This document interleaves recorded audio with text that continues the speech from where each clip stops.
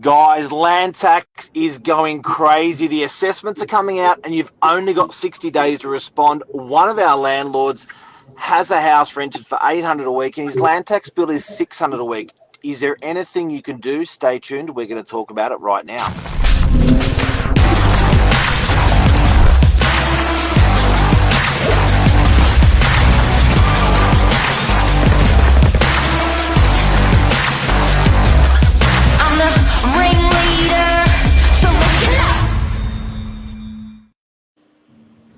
Good morning, gents. Steve, thank you for joining us. We're joined by Steve Wiseman, the man on the ground fighting these land tax bills on behalf of landlords. Are they being taken advantage of? Thanks, Billy and Mark. That's fine, government. Yeah. It is. Hey, so Steve, just from the top, so because there are some people that may be watching where they're learning about this, so I'm going to just do a bit of an ABC about it. So basically, if you've got an investment property, the government will charge you land tax. So owner occupiers, we'll double back around to Steve because it is a bit more complicated than this, but let's just take the simple one. And these landlords that even have one house, not two houses, so they may have inherited something, they're going to get a land tax bill. And what's going to happen in December, at the end of December, the government will write to everyone and say, we're assessing, we've assessed your block at the end of December, maybe January, February, whenever they're sending it out, and we believe your value of your property is this. And then they're going to charge you tax based upon what their estimate of the value of the property is. And at the moment, people are getting these back. I know personally, I've seen them go from I saw one property go from 1.3, 1.2 this year to 1.65 this year. And in a year where property values in some suburbs have gone down and I'm seeing land tax go up, I'm thinking it's out of control. Certainly is out of control, Mark. Got to remember though, there's a threshold for your first 949,000 is tax free. 949, okay. That you're subject to land tax. Right. Biggest people, they get their land tax notice. It's got 3 dates, 3 years: 2021, 2022, and 2023. You've got to bring that back 6 months. The 2023 is the 1 July 2022 value. Typical government confusing everybody. Market was starting to come off 2022, mid 2022.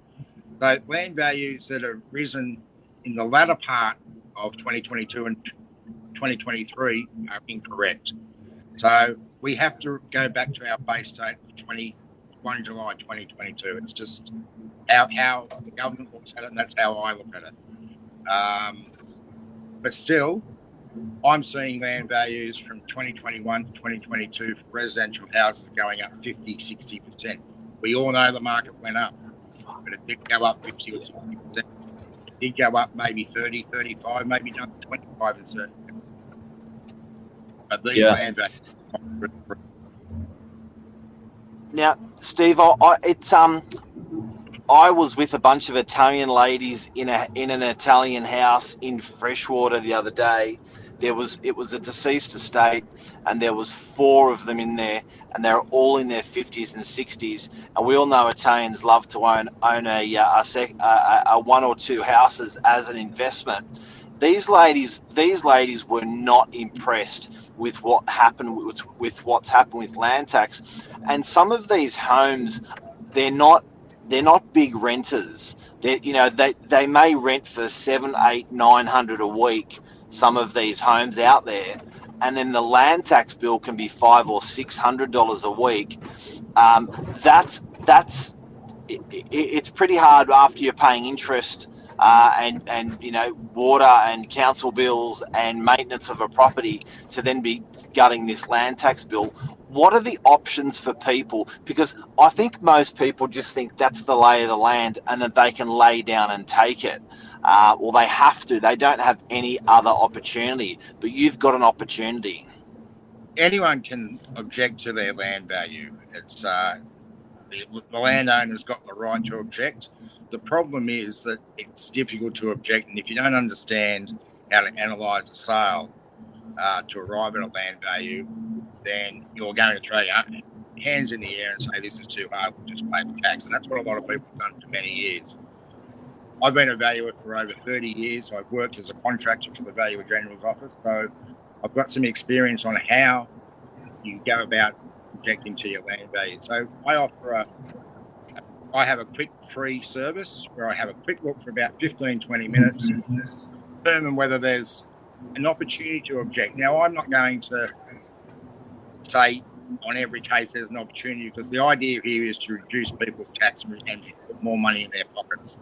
My service I do charge a service, so that's why I do a free half an hour, 20 or 15 minutes, whatever it takes, to say, yeah, you've got a good opportunity to have a crack at this, and let's see when you're in.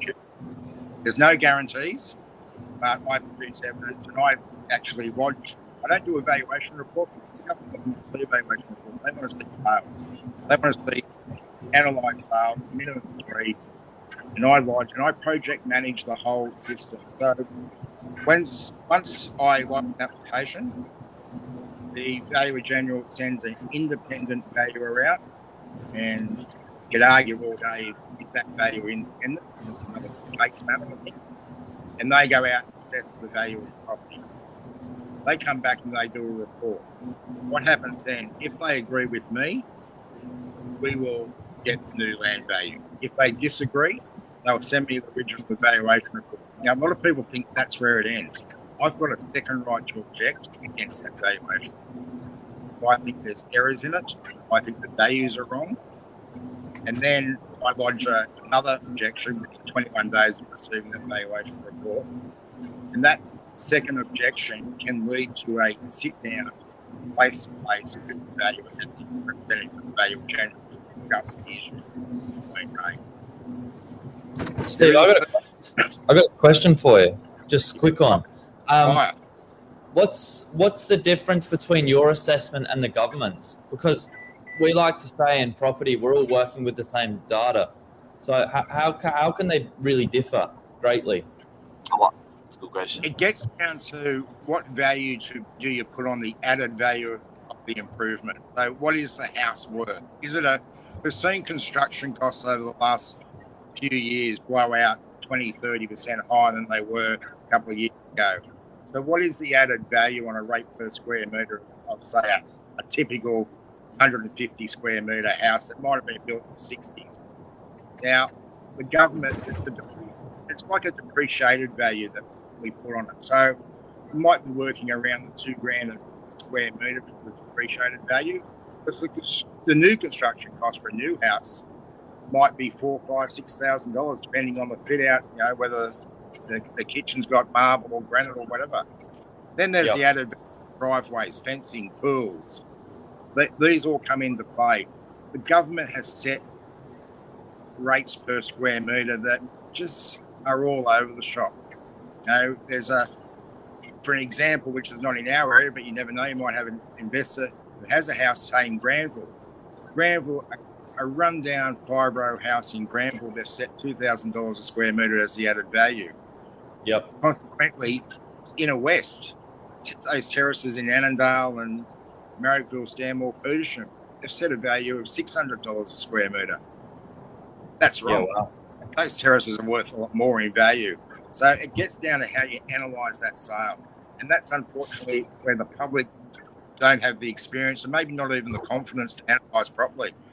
And hence that's why my services and other people like myself try and help these people. Steve, just so you know, we go live across about 6 or 7 channels, and this is the most amount of views that I've seen in a very, very long time. So it must be a very, very hot topic of what you're talking about. I was out walking this morning, and I walk every morning from Freshwater to Curly, and then have a swim. But I cut the swim short this morning because I had this. A lady came up to me and said, didn't even know what I did. And when I was walking with her, I walk with her most days. She said, I got a friend at George's Hall, and their land value, and they're an owner-occupier, which is another side factor. Their land value in the last 3 years has gone from 600,000 to $1 million. Market's gone up. We know the market's gone up. So I just said, this is what I do. Get her to give me a call, and I'll have a look. There's no harm in having a quick look. Now, for people that don't know, I was pretty surprised to see your schedule of fees because if for a couple $100 you'll assess, for a couple $100 you'll lodge, for a couple $100 you'll be successful. Under $1,000 in some circumstances, you can manage a successful claim on rebalancing or readjusting that valuation to be accurate with the marketplace. When the government's doing, the hundreds of thousands of valuations of blocks of land, you can't expect the poor buggers to get every one of them right either. So I guess in fairness, there really should be a good assessment process and protocol that you're obviously that you're running, because it's really hard for them to look across everything. But they are giving you the opportunity to put your hand up and say, hey, we've got a problem here. Yeah. Look, the method that's undertaken by the regional valuation, they get given a council area or a couple of council areas, and every single property in New South Wales, whether it's owner occupied or investment, gets valued each year.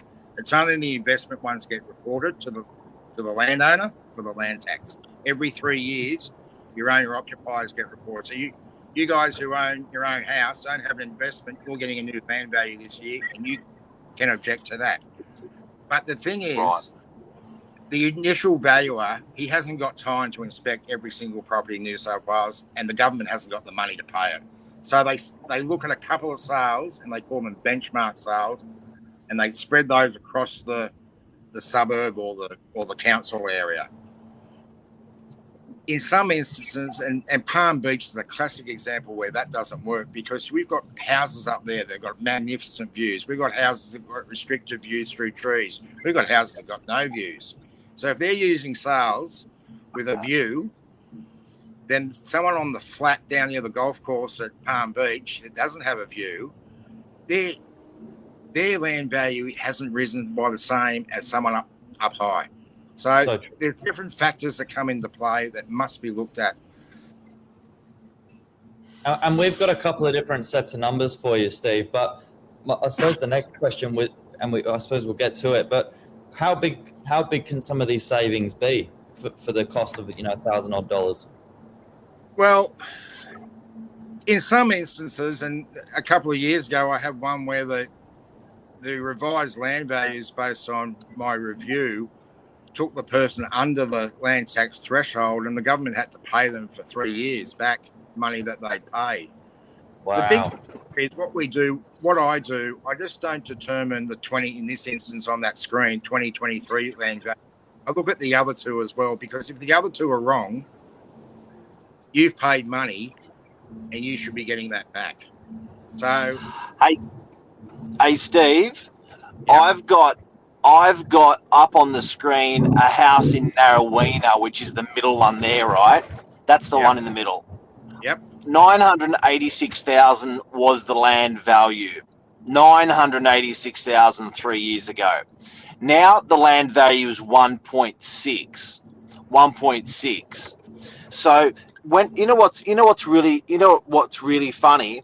I go to RP Data, which has looked at 200 sales across that suburb in 3 years. Yep. Right? Yep.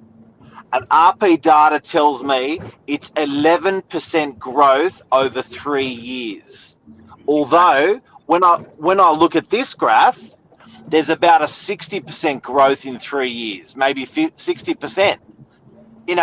If that's not a claim, I don't get it.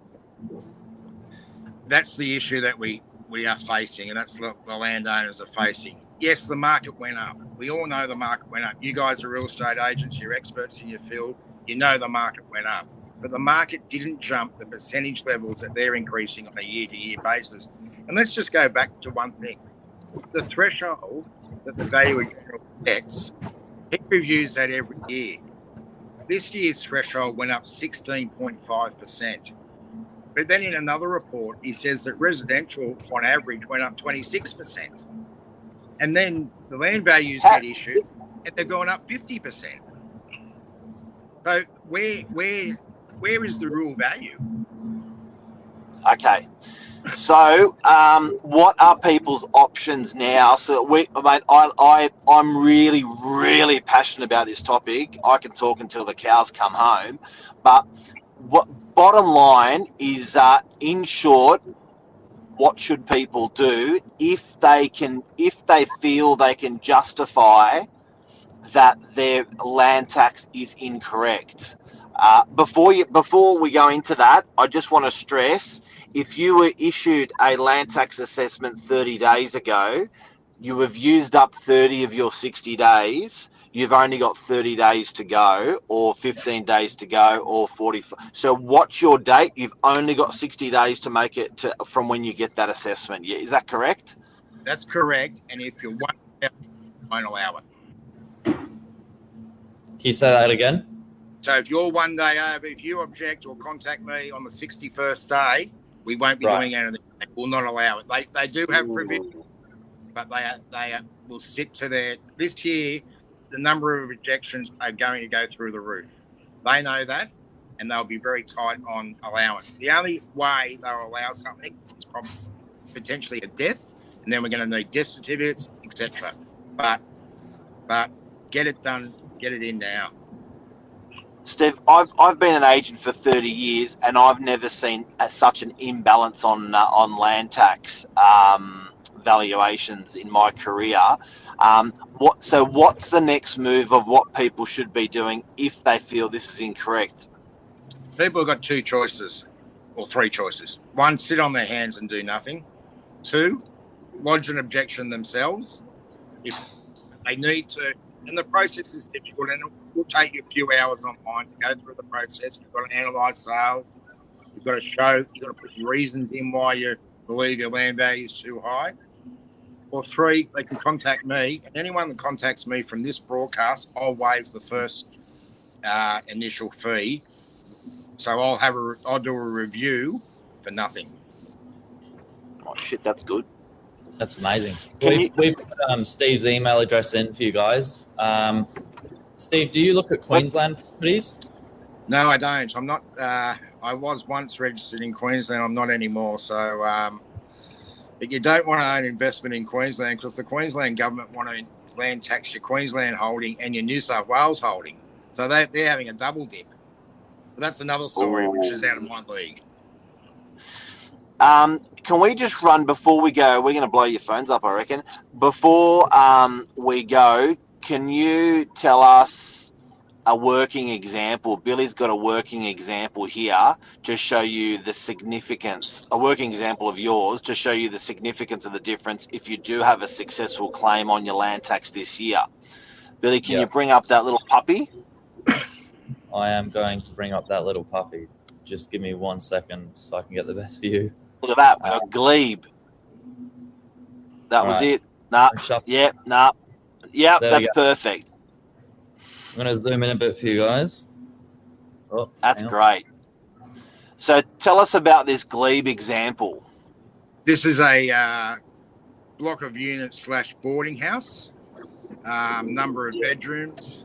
It had heritage issues attacked all over it. The heritage issues is the reason why we got the reduction. The owner just, he was one of these people that just thought, well, I can't object to this. I've just got to put up with it. It's part of life as an investor. And through another agent, I was contacted and said, is there any way you can have a look at these land values and help him out? I just followed the process. Fortunately, the process was a lot easier back in 2019 than it is today. Government's tightened their objection requirements since then. But there are examples there on this. There are examples on single residential holdings where they do get it wrong. As you said, Mark, earlier, they value so much, they're going to get some wrong. Yep. Yeah. Can we touch on very quickly units? Yeah, we've got an example there, Billy, for units, don't we? We can bring that. We'll bring up an example up for units. But that's 30 grand a year. That's a whopper. for that guy. is. It's 30 grand out of his pocket. He doesn't have to pay. Yeah. Well, this one here at Warunga, we Well- reduced through sales evidence, we reduced the land value so they don't have a threat. They're below the threshold. That's insane. That was huge savings. Was that a unit? That was a house. Oops. That's all But right. again, all right. So tell us about units. So, your standard unit, we'll pick DY for example, because there's a million there. So your standard unit, someone gets their land tax bill and they can't work out how the land value is worked out because they've got a land value of 325,000. Yeah. The land value is based on the whole of the site. So when we object to the land value, we're assuming that the land is vacant, and we look at the floor space ratio and we determine how many square meters potential gross building area we can get. Now, I had an example a few years ago up in Collaroy on a 2,000 square meter block, and this developer basically built 8 units, 3 family. And these 8 units covered a third of the block. They lodged an objection, and I said to them, look, the site's underdeveloped. You can get more on it these days. So you probably haven't got a case, but they wanted me to lodge, so I lodged for them. And we lost.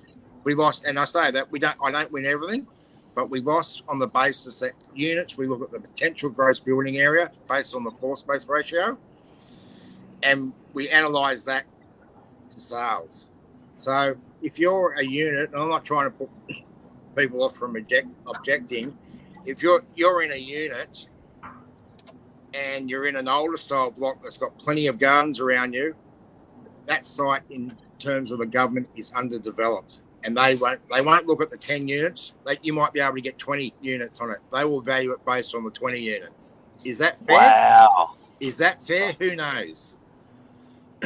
No, I don't think it's fair. I think it should be I think it should be what the approval was, even if the approval was back in 1960.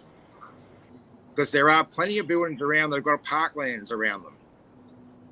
Oh yeah, and from the get go, I would never thought an investor would be looking for an overdeveloped unit block on the site rather than an underdeveloped, and that's going to influence their land tax today. So that's another thing investors should look out for when they're buying.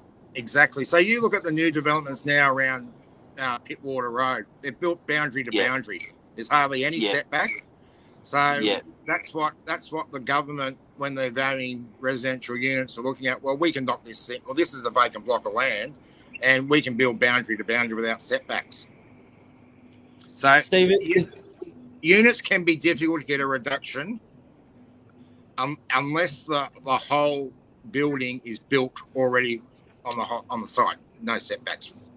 So the older style units, I'm happy to have a look. Anyone that's got a unit, don't hesitate. Don't think, oh, he's saying we won't get a reduction because we've got spare land, surplus land. I'm happy to have a look. I've analysed sales over the weekend because I thought I'd be getting a rush, or hoping I'd get a rush of objections to help people on the northern beaches and throughout Sydney. So I've analysed some sales in certain areas. I can tell you very quickly, yay or nay. And I'm not here to take people's money and promise them a reduction. There's no guarantees in this process. And if I'm not confident you'll get a reduction, you won't pay me. And do you do it for each owner in that strata plan, or do you do it for the owners committee? It's generally one owner objects, and I do it for that one owner. But once that parcel of land gets objected and lodged, it covers everyone in the building. So if we get a reduction, you could have investors in there who could have a land value of 350, and that's their only investment. So they're under the threshold, so they have no land tax. But we get a reduction in land value, their rates will come down. Imagine a body corporate manager just getting it all done automatically on every unit block site by you. and then issuing it to the 12 unit owners or the 16 unit owners. That sounds like an efficient thing. We're going over time, a lot over time. This is a huge topic. Steve, Lisa Novak has mentioned something really good. I like our show today has had an incredible amount of views on it. I'm watching the live views clicking up because it actually goes on Lisa's Facebook, Billy's Facebook, my Facebook, our company YouTube, our company Facebook. We then put it on Instagram as well at a later point. So it goes out to all these channels.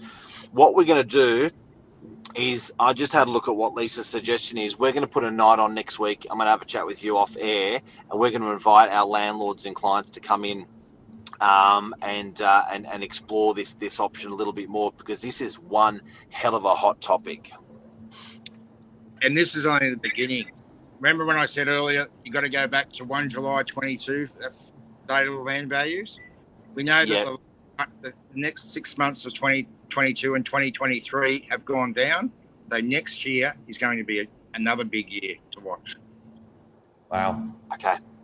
Thank you so Love much. It. Thanks, guys. I'm so passionate about this one. You're an absolute gentleman, and I think when someone puts your hands in your pocket without asking you, you really want to question why they're doing that, and that's what's happening with land tax at the moment. So, Billy, if you got Steve's email address, you can throw up for us into the comments. Indeed, it's all in there for you guys. You're like the modern day Robin Hood, Steve, giving back to the people. That's it. Yeah. Guys, Steve, thank you very much for coming on. Billy, thank you for coming on. Robin Hood.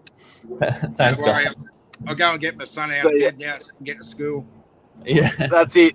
Have a great day. Take Thanks care, a lot. everyone. See you later. Bye. Bye.